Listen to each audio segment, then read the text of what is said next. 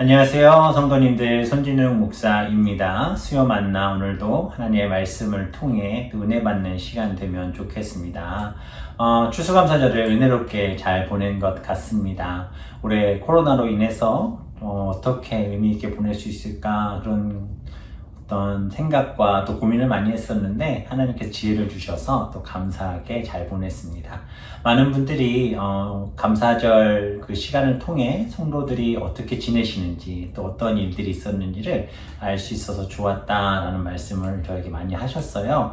그래서 기회 되는 대로 우리 성도님들의 모습들 또 근황들 우리가 자주 보지 못하니까 온라인으로라도 함께 나누고 또 사랑을 함께 나누며 또 그렇게 전달되어지고 흘러가는 시간이 되었으면 좋겠습니다.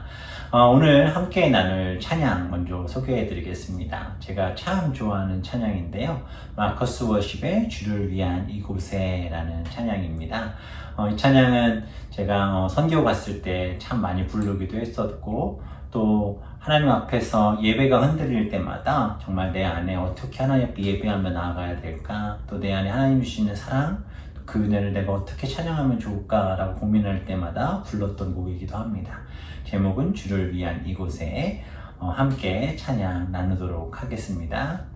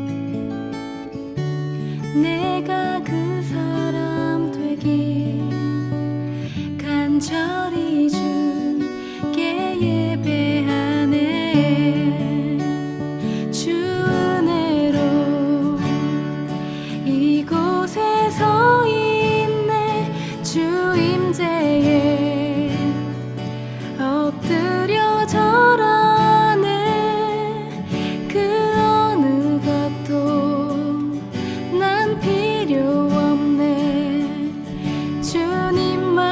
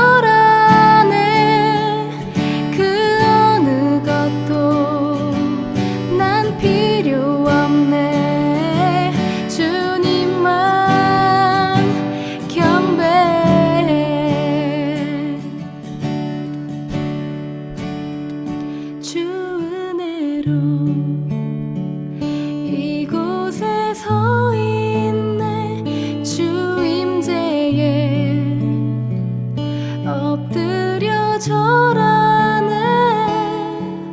그 어느 것도 난 필요 없네. 주님만 경배해. 그 어느 것도 난 필요 없네. 주님만 경배해.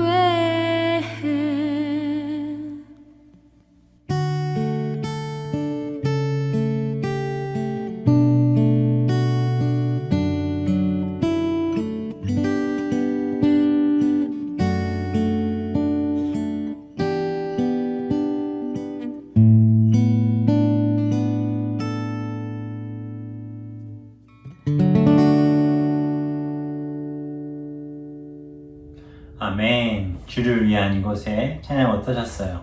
정말 우리가 주님의 은혜로 이곳에 서 있고 그 임재 앞에 엎드리며 하나님을 예배하는 그런 우리 공동체가 되면 좋겠습니다. 우리가 주님 없으면 사실 무엇도 필요 없죠. 근데 우리가 주님을 그렇게 고백할 수 있는 이유는 예수 그리스도의 십자가의 사랑, 또 그분이 우리를 위해 십자가 지신 그 사건이 우리를 완전히 새롭게 만드셨고 또 하나님의 자녀 삼으셨기에 가능한 일인 줄 믿습니다. 예수님께서는 우리를 긍휼히 여기셨고 또 그 긍휼하심으로 우리를 사랑하셔서 그 끝없는 사랑으로 우리를 구원해 주신 줄 믿습니다. 오늘 말씀이 바로 그러한 본문의 내용입니다. 오늘 말씀 함께 보면 좋겠습니다. 계속해서 팔복의 내용 중에 5장 7절, 마태복음 5장 7절의 말씀 함께 보도록 하겠습니다. 마태복음 5장 7절입니다. 읽어드리겠습니다. 긍휼히 여기는 자는 복이 있나니 그들이 긍휼히 여김을 받을 것이며. 다시 한번 읽어드립니다. 긍휼히 여기는 자는 복이 있나니 그들이 긍휼히 여김을 받을 것이니요. 아멘. 긍휼은 불쌍히 여김과 동시에 어려운 사람을 구체적으로 돕는 것을 이야기해요. 그래서 불쌍히 여기는 마음만 갖는 것은 긍휼이 아닙니다. 실제로 도와주어야 긍휼을 베푸는 것이죠. 누가복음에 보면 강도를 만난 한 사람의 이야기가 나오지 않습니까? 노상에서 강도를 만나 모든 소유를 뺏기고 매를 맞아 상처가 나서 쓰러져 있는 사람이 있었습니다. 근데 그 사람 앞을 제사장이 지나가요. 그리고 그 제사장이 그 모습을 보고 불쌍히 여겼습니다. 그런데 바빠서 그냥 지나가요. 레위인도 강도 만난 사람을 보죠. 그리고 불쌍히 여겼지만 그냥 지나칩니다. 그런데 사마리아인이 강도 만난 사람을 불쌍히 여겨 상처를 씻어주고 나귀에 실어 여관으로 데려가 숙박비며 치료비까지 다 대줬습니다. 제사장과 레위인은 강도 만난 사람에게 긍휼을 베푸지 아니했고 사마리아인은 긍휼을 베푼 것이죠. 이처럼 긍휼이란 그냥 고통받는 사람을 그냥 불쌍하다 어떡하면 좋지? 라는 마음만 갖는 것이 아니라 구체적으로 도와주는 행위를 말합니다.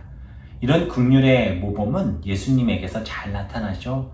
예수님은 병든 자들을 직접 찾아가서 그들을 고쳐주셨고 또 예수님은 지금도 하늘에서만 우리를 긍휼히 여기신 것이 아니라 이 땅에 있는 모든 사람을 위해 오셨던 그 모습 그대로 우리와 함께 하셔서 또 그것을 실제로 십자가상에서 이루시며 긍휼이 무엇인지 우리에게 보여주셨던 것처럼 우리를 돕고 우리를 또 불쌍히 여기시며 우리를 주님의 그 사랑 가운데 인도해 주시고 계심을 믿으시기 바랍니다. 따라서 긍휼과 사랑이라는 것 사실 조금은 차이가 있지만 굉장히 밀접한 관계가 있죠. 긍휼이라고 하는 것은 사랑이라는 커다란 테두리 안에 있는 사랑 안에 포함된 것이 바로 긍휼이에요. 그래서 긍휼은 가난하고 병들고 고통당하는 사람에게 베풀어지는 도움인데 사랑은 더 넓은 의미를 지니겠죠. 따라서 사랑은 건강한 사람, 부유한 사람, 행복한 사람에게도 줄 수 있는 것이지만 긍휼은 그보다 더 연약하고 부족하고 힘이 없는 자들을 향해 가는 것입니다. 따라서 긍휼은 성도들의 삶에 있어서 반드시 실천해야 될 필수 과목이에요. 하나님이 우리에게 긍휼을 베푸신 것처럼 우리도 마땅히 긍휼을 베풀며 살아야 합니다. 하나님은 성도들에게 예배보다 긍휼을 원하신다고 하셨어요. 이 얘기는 긍휼을 베푸지 않는 사람이 거룩한 척하며 예배를 드린다 할지라도 하나님은 받으시지 않는다라는 거죠. 우리 안에 성도를 향한 미움, 아니면 가정에 누군가를 향한 미운 마음을 가지고 예배하는 것 하나님 기뻐하지 않으시는 거예요. 하나님이 원하시는 것은 긍휼을 베푼 신자들이 드리는 예배, 그 삶 속에서 정말 가난한 자, 연약한 자들을 돕고 그들을 위해 함께하는 예배, 또 그들을 긍휼히 여기고 돕는 것, 그것이 우리의 삶 속에 있고 또 그렇게 예배로 드려질 때 하나님 기뻐하시는 거죠.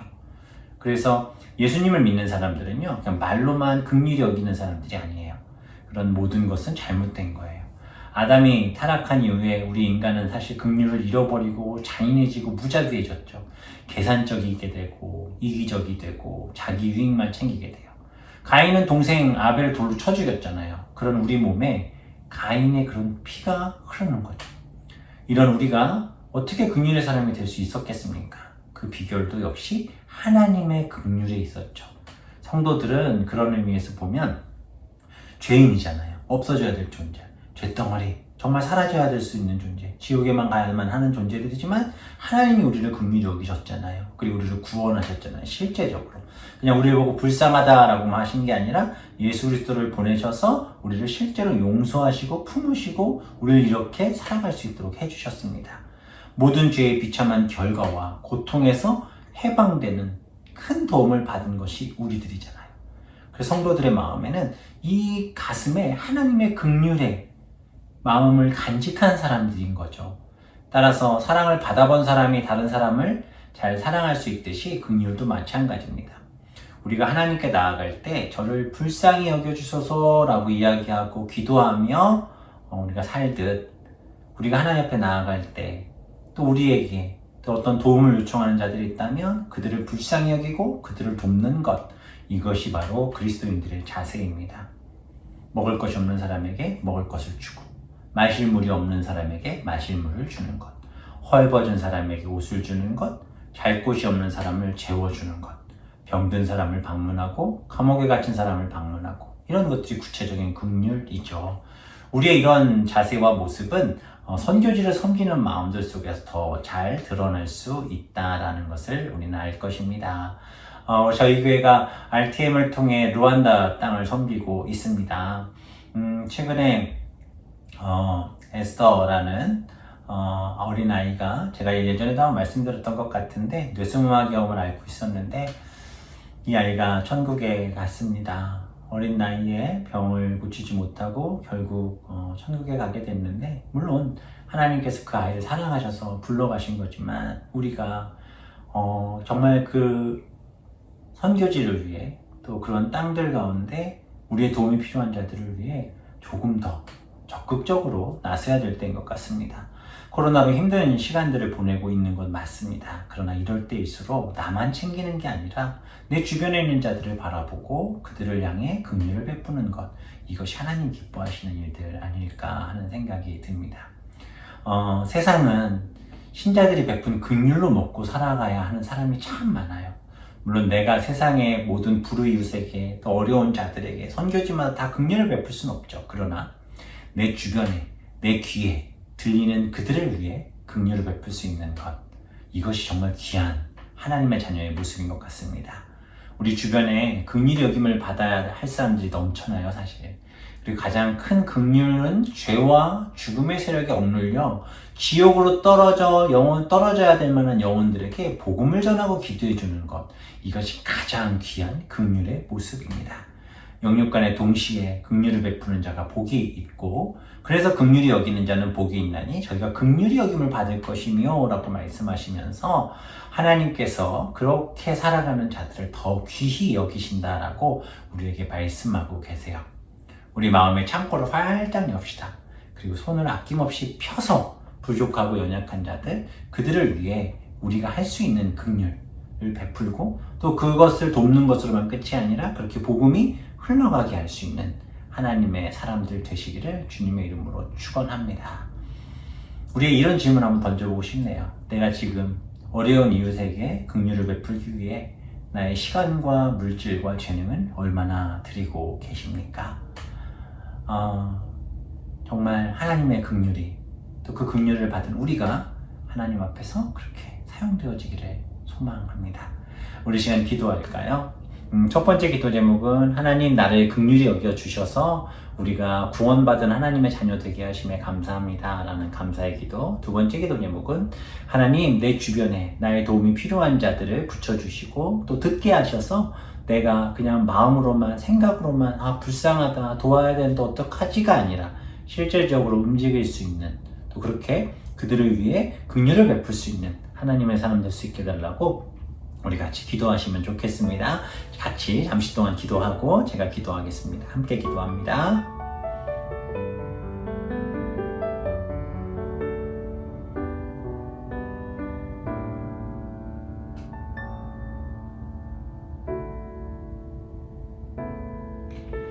하나님, 긍휼히 여기는 자는 복이 있나니 그들이 긍휼히 여김을 받을 것이니요 라고 말씀해 주셨습니다. 우리가 긍휼을 입은 정말 감당할 수 없는 긍휼을 입은 우리가 그 긍휼을 흘려보내게 하여 주시고 그냥 머릿속으로 생각으로만 불쌍하다 도와줘야 되는데 어떡하지 하지 않게 하시고 삶으로 실천하며 그렇게 또 흘러가게 하는 우리 모든 성도들 되게 하여 주옵소서. 감사드리며 예수님의 이름으로 기도합니다. 아멘. 오늘 수요만 나 여기까지입니다. 오늘도 평안한 밤 되시고요. 안녕히 주무시고 다음 주에 뵙겠습니다. 감사합니다.